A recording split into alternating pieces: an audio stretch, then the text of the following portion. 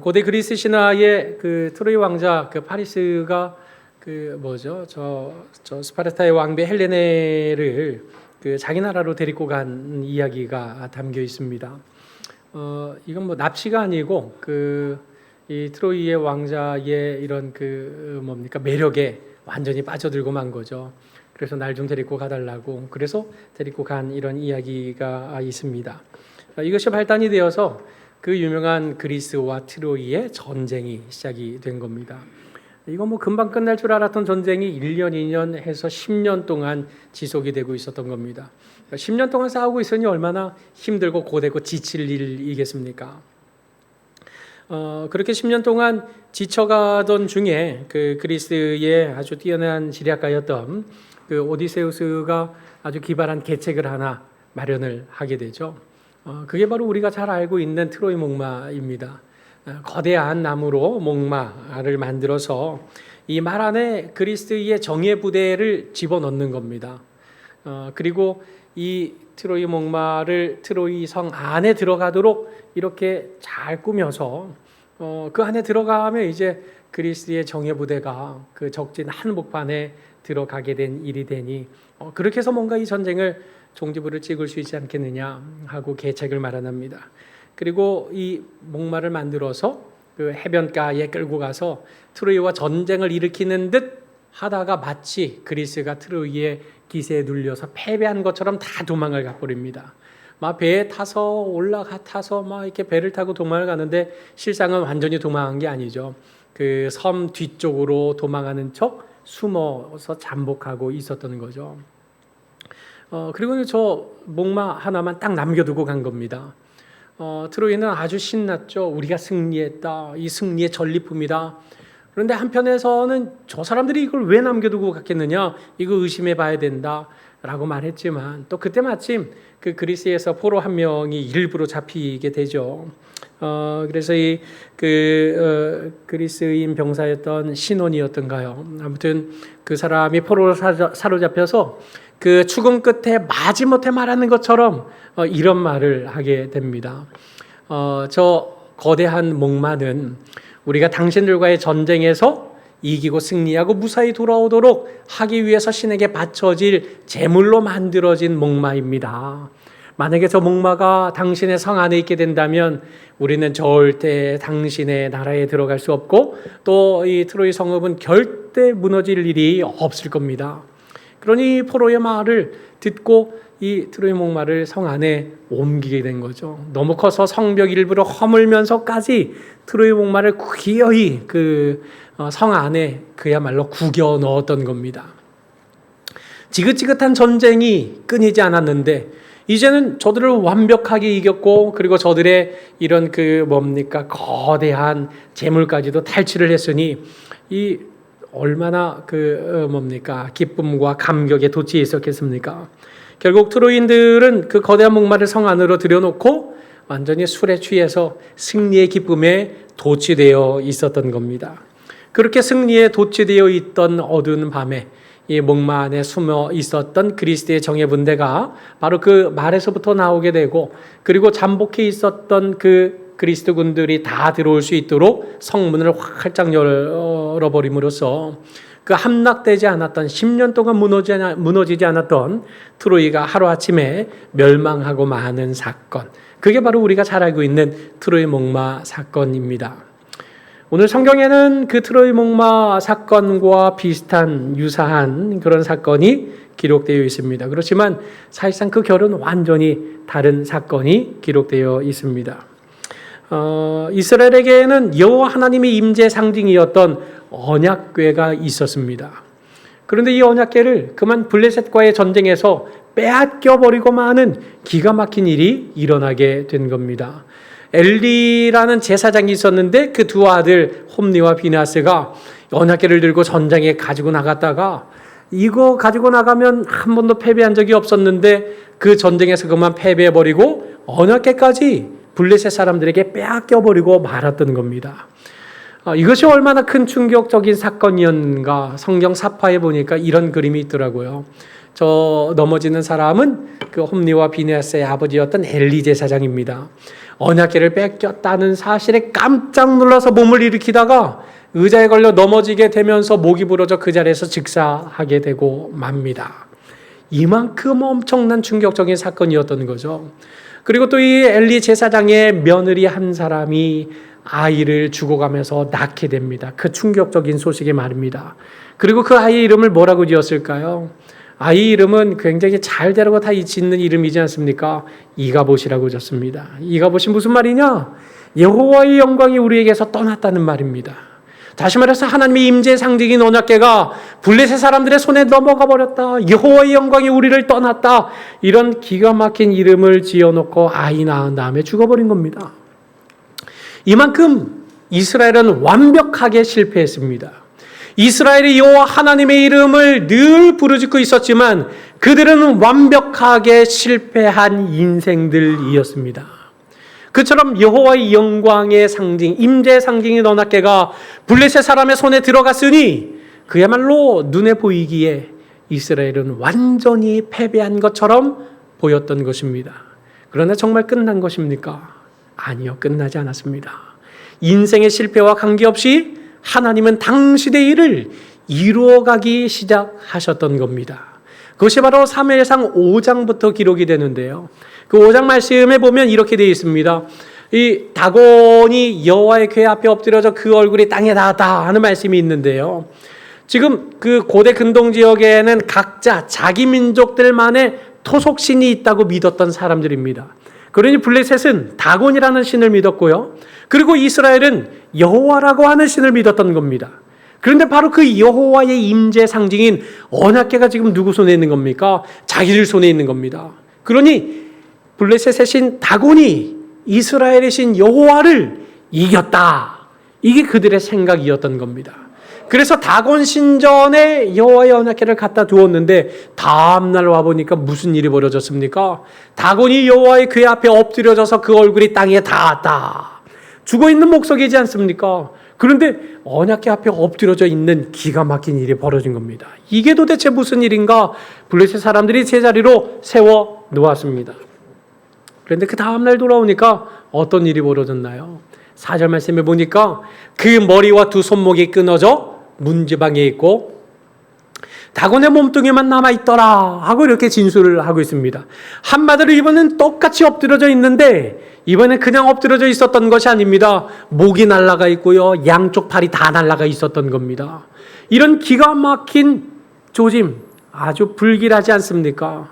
그런데 아니나 다를까 하나님의 일하심이 시작이 됐는데 5장 6절에 뭐라고 되어 있습니까? 여호와의 손이, 하나님의 손이 아스돗 사람에게 엄중히 도와서 독한 종기의 재앙으로 아스돗과 그 지역을 쳐서 망하게 하기 시작하는 이런 기가 막힌 일이 벌어진 겁니다.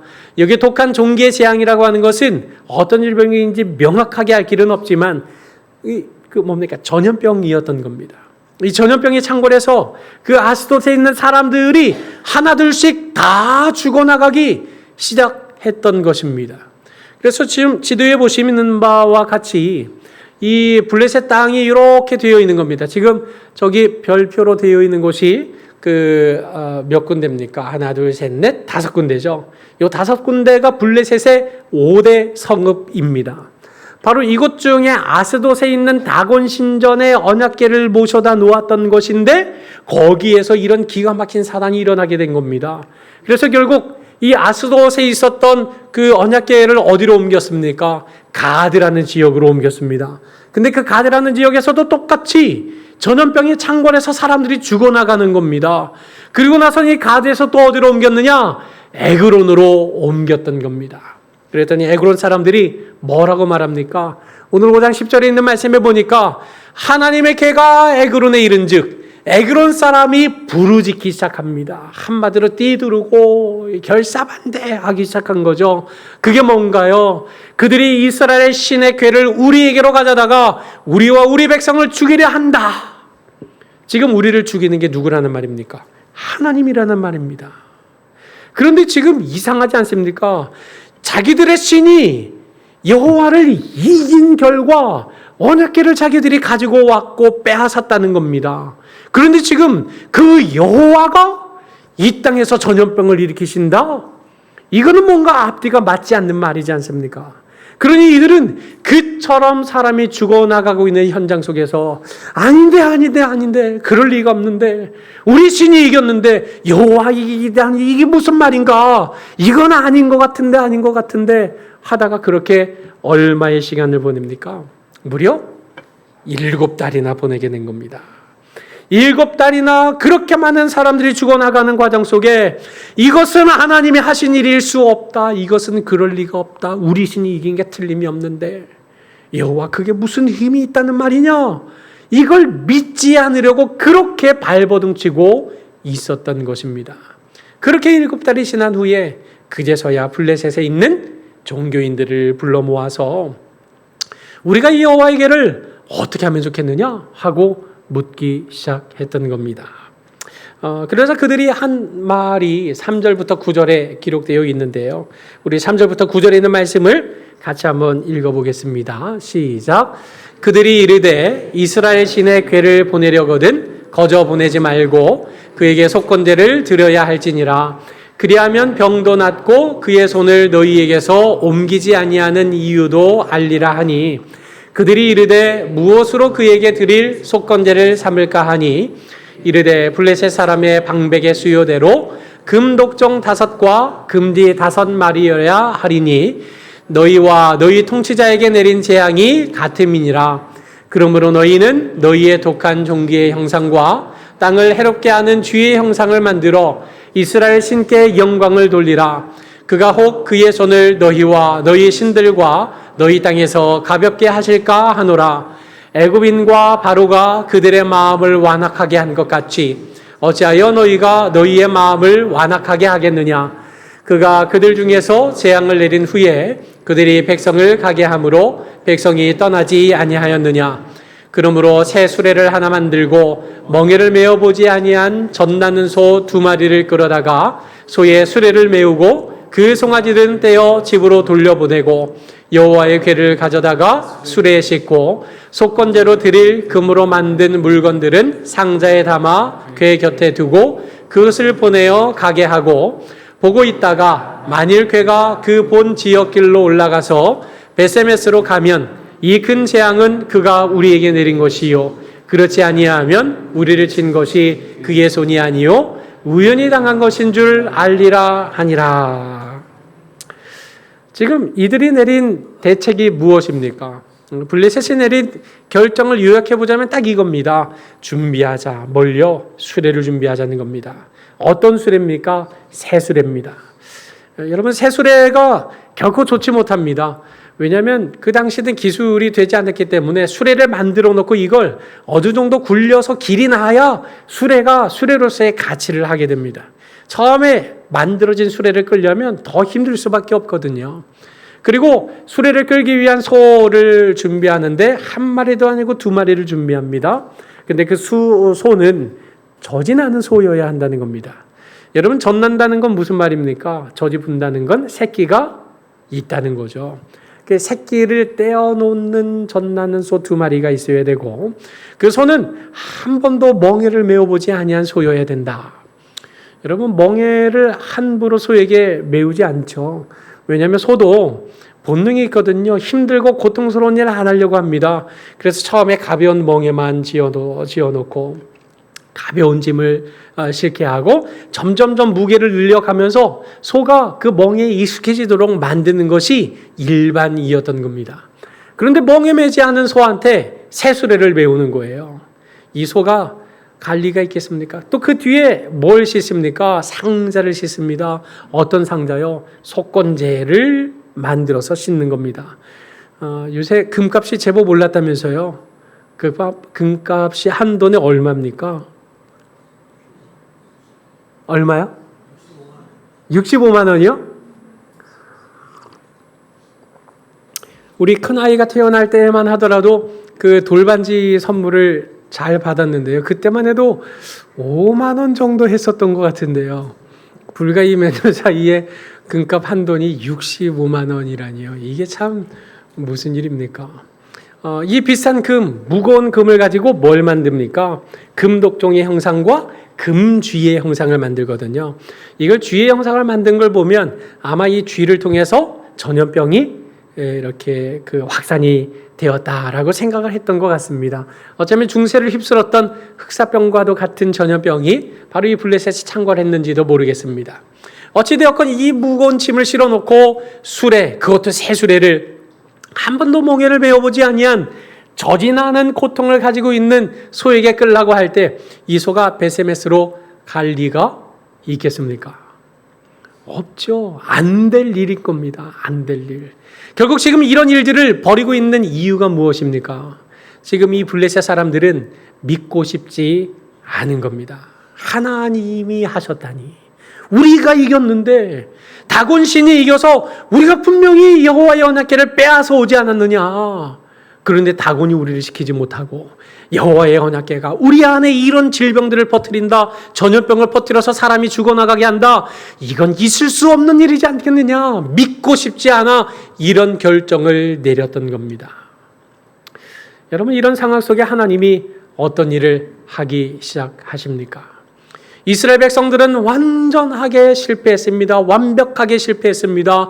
하나님의 임재의 상징인 언약궤를 이용해 먹으려고 하다가 언약궤마저도 빼앗겨 버리고 마는 완벽한 실패를 가졌던 이스라엘이었습니다. 여호와의 영광이 떠났다고 생각했는데, 그러나 하나님은 인생의 실패에도 불구하고 하나님의 일을 하고 계시는 현장이 오늘 12절 말씀에 기록되어 있는 겁니다. 10절로 11절에 보니 사람들이 그같이 하여 젖나는 소를 둘을 끌어다가 수레를 메우고 송아지를 가두고 그리고 수레 위에 가득 실어서 이걸 끌어서 어디로 가나 보았더니 결국 12절에 암소가 벳세메스 길로 나아가기 시작한 겁니다. 사람의 생각, 이성, 상식을 뛰어넘는 이런 기가 막힌 역사가 시작되었던 것입니다. 암소가 벳세메스 길로 향하여 가는데 그저 어찌어찌 간 것이 아닙니다. 바로 행하여 가고 있습니다. 대로를 향해서 가고 있습니다. 갈 때에 어떻게 하면서 갔습니까? 울면서 갔습니다. 말 못하는 짐승이지만 여러분, 자기 새끼를 떼어놓고 젖나는 고통에 처음 메어보는 멍에 거기에 무거운 수레까지 주님 웃으면서 갈 수 있는 그런 길이 되겠습니까? 그런 길을 울면서 갑니다. 좌우로 치우치지도 않고 대로로 곧장 직선을 따라 벳세메스로 향하여 나아가고 있는 기가 막힌 역사가 일어나고 있는 것입니다. 이 기가 막힌 역사가 일어나는 현장에 이스라엘 백성들이 손 하나라도 보탠 것이 뭐 있습니까? 아무것도 보탠 것이 없습니다. 그러나 실패한 인생들이지만, 실패한 백성들이지만 그들 위하여 하나님이 지금 무엇하고 계십니까? 일하고 계십니다. 하나님께서 원수의 적진에 들어가셔서 그들로 하여금 여러 가지 많은 전염병에 시달리다가 그렇게 이 7개월 동안에 그렇게 많은 사람들이 죽어나갔던 역사, 이스라엘 백성들이 한 일이 아닙니다. 그들이 창과 칼로 일으킨 일이 아니었습니다. 누가 하셨습니까? 하나님이 하신 겁니다. 하나님은 오늘도 자기 백성을 위하여 이렇게 일을 하고 계시는 분입니다. 우리가 잠깐 실패하고 넘어질 때 내 인생은 왜 그런가? 왜 내 인생에는 이처럼 고난이 많은가? 왜 내 인생에만 이렇게 어렵고 힘들고 곤고한 일들 투성이인가? 하나님이 살아계시기는 한 것인가? 라고 우리가 그렇게 실패하고 넘어지는 바로 그 자리에서 하나님은 일하고 계시는 겁니다. 상식을 뛰어넘어서, 우리의 생각을 뛰어넘어서 오늘도 하나님은 일하고 계신다는 사실을 명명백백하게 오늘 말씀을 통하여 우리에게 알려주고 있지 않습니까?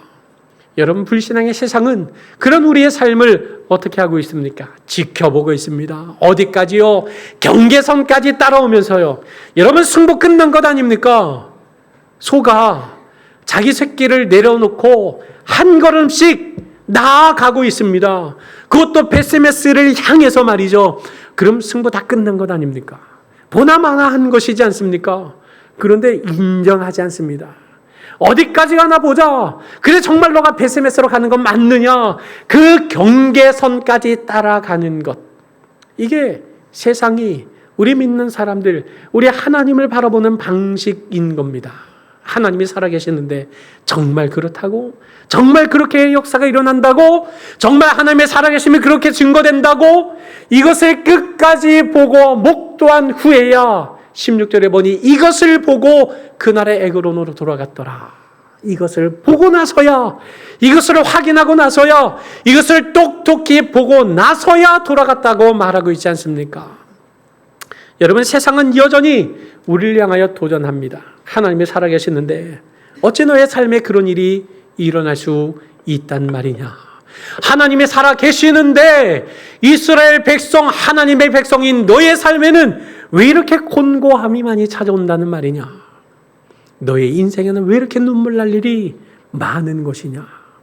왜 그렇게 너만 독특하게 특별한 그리스도인, 고상한 그리스도인인 것처럼 그렇게 유별나게 교회에 매여 살고 있는 것이냐? 끊임없이 세상은 우리에게 도전하는 것입니다. 그러나 사랑하는 여러분, 하나님은 어떻게 하십니까?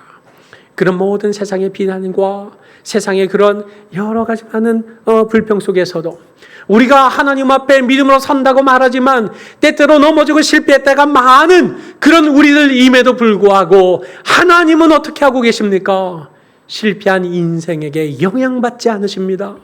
하나님은 오늘도 그렇게 부족하고 연약하고 가난한 나를 통해서 하나님은 오늘도 일하고 계시는 것입니다. 여러분, 이처럼 하나님께서 당신의 절대 주권으로 일하신다면 우리는 어떻게 해야 하는 것이겠습니까? 하나님의 일을 당신의 주권으로 이루어 가신다고 한다면 여러분, 우리의 삶은 과연 어떠해야 하겠습니까? 하나님이 다 하시니 우리는 손발 다 내려놓고 가만히 있으면 되겠다, 이것이 우리 믿음의 삶이 되겠습니까? 아니요, 결코 그럴 수 없습니다. 하나님이 살아계시고 하나님이 당신의 주권으로 이와 같은 놀라운 일을 이루어 가신다는 사실을 믿는다면 여러분, 우리는 그 자리에서, 넘어진 자리에서, 실패한 자리에서 다시 일어날 수 있는 것입니다. 불신앙으로 넘어진 자리, 실수한 자리, 절망의 자리, 낙심의 자리에서 다시금 털고 일어나서 하나님께서 나를 위해 일하고 계심을 믿습니다 하고 그 하나님을 붙잡고 다시금 믿음의 길로 나아갈 수 있는 것입니다. 그 적용을 우리가 어디에서 찾아볼 수 있을까? 기도하다가 사실 이 전나는 소는 우리 인생과 견주어서 해석할 대상은 아닙니다. 오늘 본문이 말하고 있는 바가 무엇입니까? 하나님이 하셨다는 겁니다. 이 백성들은 아무것도 할 줄 몰랐지만 하나님이 모든 것을 이루셨다는 사실을 강조하고 있는 겁니다. 여러분, 믿음의 삶이 어떻습니까? 날마다 좋은 일만 일어나든가요? 예수님을 믿고 따라가는 것이 쉽고 가벼운 길이든가요? 아니요. 예수님의 말씀대로 따라가는 것 때로 힘들 때가 있습니다. 어려울 때가 있습니다. 예수 믿는다는 이유 때문에 너만 유별나냐 하고 세상으로부터 조롱받고 손가락질 당할 때도 적지 않은 것이 현실인 것입니다. 여러분, 그처럼 우리가 예수님의 길을 따라간다는 것이 소가 저진하는 고통을 안고 따라가는 것처럼 우리 인생의 길에는 이와 같은 고난과 고통이 늘상 찾아오게 되어 있는 겁니다. 예수님을 따르다 보니 내게 정말 가장 소중한 송아지와 같은 이런 새끼를 버려두고 따라가야 하는 길도 찾아오는 것입니다. 자기를 부인하고 자기 십자가를 지고 그 주님의 길을 따라가는 일들도 우리 앞에 얼마나 많습니까? 또 우리는 멍에를 한 번도 메어본 적이 없는데 그저 멍에를 지우는 것이 아니라 새 수레를 우리 등에 딱 짊어놓고 이 길을 가라고 우리에게 이런 어렵고 부담스러운 일들로 우리에게 맡겨질 때가 실로 적지 않은 것이 믿음 생활이고 또 신앙 생활의 현장인 것을 발견하게 됩니다. 오늘 오후에 온유목장 헌신 예배를 드리는데 우리 김영선 집사님이 기도를 하시게 돼요. 들어오시는 길에 여쭤봤어요. 대표기도 하신 적 있으세요? 없어요. 처음입니다. 어제 잠 잘 주무셨어요? 여러분, 이런 부담을 가지고 나는 한 번도 해본 적이 없는데 기도하라, 이거 순종하고 따라가기 쉽겠습니까? 나는 한 번도 해본 적이 없는데, 나한테 처음부터 이렇게 무거운 짐을 맡기시면 어떻게 하느냐고, 이렇게 무거운 짐이 내 어깨를 짓누를 때도 많은 것이 신앙의 걸음이지 않습니까? 그러나 여러분, 중요한 사실이 있습니다. 하나님이 일하신다는 것, 하나님이 우리를 패배하게 내버려 두지 아니하신다는 것, 하나님께서 잃어버린 그 영광이 우리 삶에 찾아오도록 오늘도 일하고 계심을 확신한다면, 그 하나님 때문에 적어도 이 길을 눈물을 흘린다 할지라도 기꺼이 과감하게 그 길로, 순종의 길로 나아갈 수 있는 것이 참된 믿음의 열매가 된다는 것, 이건 정말 상식에 속한 일이 되지 않겠습니까? 여러분, 슈퍼맨으로 아주 유명한 크리스토퍼 리브입니다. 이 사람이 이미 오래전에 목숨을 거두었죠. 아주 잘생긴 슈퍼맨으로 미국의 히어로, 영웅을 나타내는 이런 영화의 아주 대표격인 인물이었습니다. 그러나 어느 날 말에서 떨어지고 말았죠. 목뼈를 다친 겁니다. 사지가 마비되어 버렸습니다. 그렇게 잘 나가던 사람이 하루아침에 온몸을 쓰지 못하는, 내 뜻대로 내 마음대로 내 몸을 사용하지 못하는 이런 기가 막힌 현실에 놓이게 되었던 겁니다. 극단적인 선택을 하기도 했었는데요. 결국 그 아내의 사랑 때문에 그 남은 생애를 살아가게 됩니다. CNN에서 이 사람의 삶을 인터뷰했습니다. 여러 가지 많은 질문을 묻고 마지막에 이런 질문을 하게 되죠. 만약에 시간을 거슬러서 당신이 사지를 움직일 수 있는 그 시간으로 돌아가게 된다면 당신이 가장 하고 싶은 건 뭡니까? 하고 물었던 겁니다. 이 크리스토퍼가 뭐라고 대답을 했을까요? 침상에 누운 채 눈을 굴려서 저 문 있는 쪽으로 이렇게 눈짓을 합니다. 내가 가장 하고 싶은 건 저 문을 열고 나가는 겁니다. 정말 얼마나 멋진 명답입니까? 내가 다시 영웅물을 찍는 배우가 되고 싶다라든지, 내가 정말 이 땅의 고아들을 위해서 살아가겠다라든지, 이런 큰 포부나 큰 꿈을 꿀 수도 있을 것입니다. 그러나 그 모든 꿈들도 그 방문을 열고 나가지 않는다면 아무것도 할 수 없는 인생이지 않겠습니까?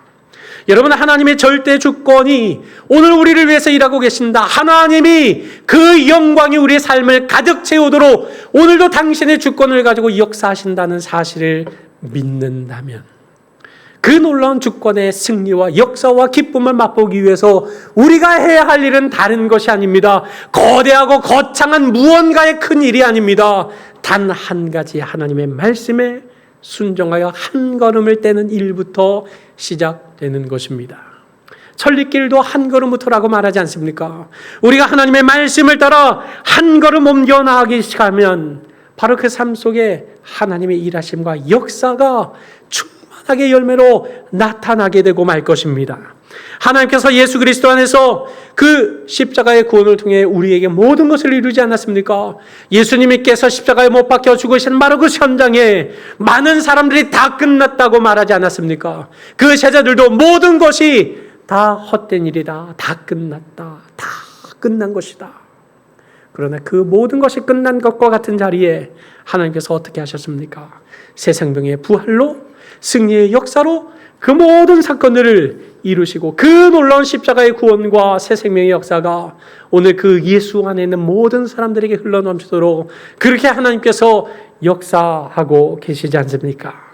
사랑하는 서복영의 성도 여러분, 믿음의 길, 순종의 길 걷다가 눈물 흘려야 할 일이 있습니까?